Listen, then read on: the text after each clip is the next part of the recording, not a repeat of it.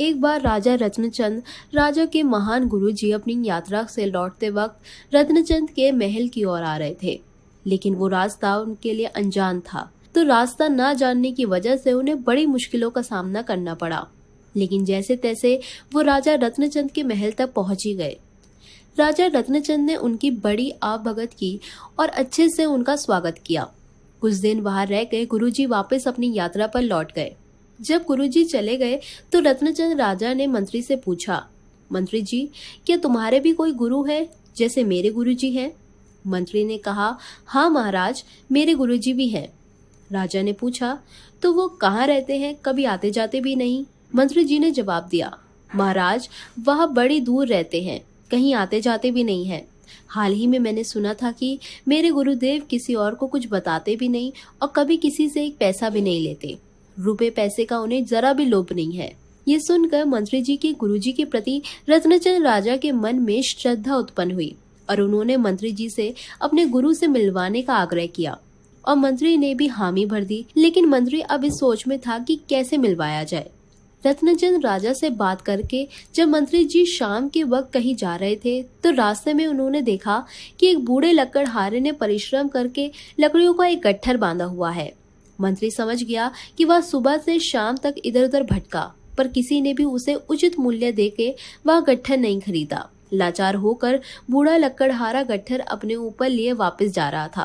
पहले तो मंत्री जी ने उस लकड़ी बेचने वाले से लकड़ियों को उस गट्ठर का मूल्य पूछा, फिर उसे अपने घर ले गए और उससे बोला, मालूम होता है कि तुम समय की कुचक्र में फंसकर इस बुरी हालत में पहुंच गए हो।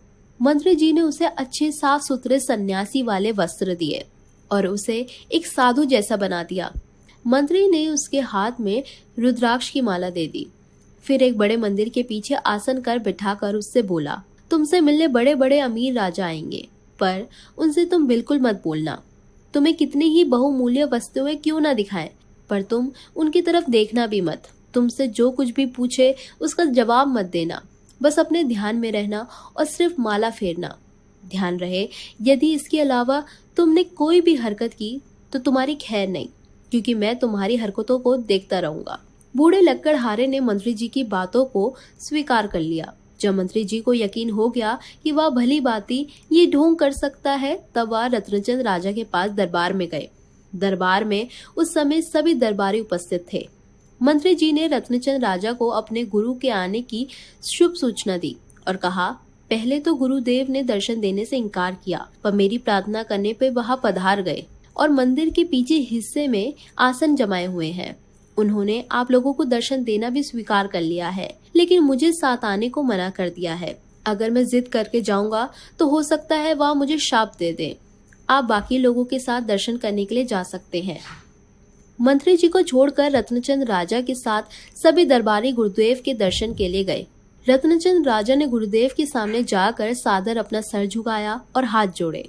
फिर बैठकर उनसे पूछा, गुरुजी, अपना निवास स्थान और शुभ नाम बताइए। गुरु बना वो लकड़हारा भी कुछ कम नहीं था। वह टस से मस्त नहीं हुआ। रत्नचंद राजा की बातें सुनी अनसुनी करके वह अपने ध्यान में ही बैठा रहा। राजा रत्नचंद फिर बोले, भगवान, मैं सारे हिंदुस्तान का राजा हूँ और आपकी हर एक इच्छा पूरी करने में समर्थ हूँ। आप कृपा करके एक बार मेरी ओर नजर उठाकर देख लेंगे तो मैं खुद को किस्मत वाला समझूंगा। इस पर भी जब गुरुदेव ने ध्यान नहीं दिया तो राजा रत्नचंद ने 10,000 रुपए मूल्य का एक हार लिया। वो हार राजा ने खुद पहना हुआ था। राजा ने वह हार उतार कर गुरुदेव के चरणों में ये सोच के रख दिया कि लालच में शायद वो कुछ आशीर्वाद दे दे और हार भी स्वीकार कर ले। लेकिन जब कुछ नतीजा ना निकला तो निराश होकर रत्नचंद राजा वहां से उठ खड़े हुए और बोले, जो आदमी अतिथि के साथ ऐसा व्यवहार करे उस कठोर इंसान से बातें करना भी मूर्खता है। राजा रत्नचंद को क्या पता था कि ऐसे मूर्ख से सामना होगा। उन्होंने वो हार मंत्री जी के यहाँ भिजवा दिया, क्योंकि दान के लिए निकाली हुई वस्तु राजा के महल में कैसे वापस जा सकती थी। अगले दिन गुरुदेव का सारा हाल सुनाकर रत्नचंद राजा ने मंत्री से पूछा, मूर्ख मिले तो क्या करना चाहिए? मंत्री जी बोले, उस समय चुप रहना ही अच्छा है। मंत्री जी के इस जवाब से रत्नचंद राजा की रही सही मर्यादा भी मिट्टी में मिल गई। राजा को लगा कि ऐसी बातें कहकर वह मंत्री जी के गुरु को मूर्ख साबित करेंगे, पर उल्टा वह खुद ही मूर्ख बन गए।